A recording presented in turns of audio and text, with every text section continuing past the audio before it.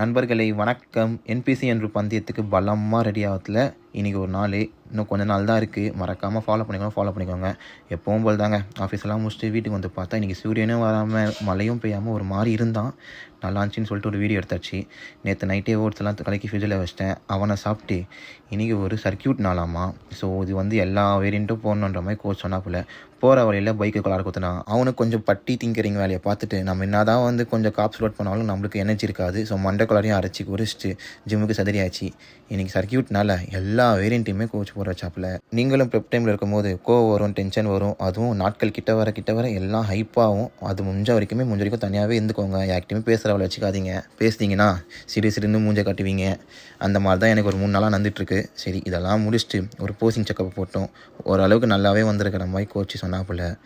இதெல்லாம் பத்தாது, இன்னும் நிறைய வேணும். இன்னிலேருந்து கொஞ்சம் கரெக்ஷன்ஸ் அதெல்லாம் முடிச்சுட்டு வீட்டுக்கு வந்து லாஸ்ட் மீலை சாப்பிட்டு முடிச்சிட்டேன். என்னால் மீல் சமைக்கிறத வீடியோ எடுக்க முடியல. ஃபஸ்ட்டு மாதிரி புரிஞ்சுக்கோங்கடா பைஸ். நான் கிளம்புற நேரத்துலாம் மழை பெய்யும். அது வரைக்கும் கம்முன்னு தான் இருந்தான். பாதுகாப்புக்கு தேவையான எல்லாத்தையும் போட்டுக்கிட்டு ஆஃபீஸுக்கு செதறியாச்சு. மழையே வந்தாலும் நம்ம ஸ்டாப் பண்ண முடியாதுல்ல. ஆஃபீஸுக்கு போயிட்டு அப்போ தான் ஞாபகம் வந்துச்சு நம்ம ஆஃபீஸ்க்கு மீல் ஏற்றுற வரலன்னு. வேறு என்ன, வாங்கி தான் சாப்பிட்டோம். அப்புறம் நாளைக்கு பார்ப்போம்டா பைஸ். மறக்காமல் ஃபாலோ பண்ணிக்கோங்க.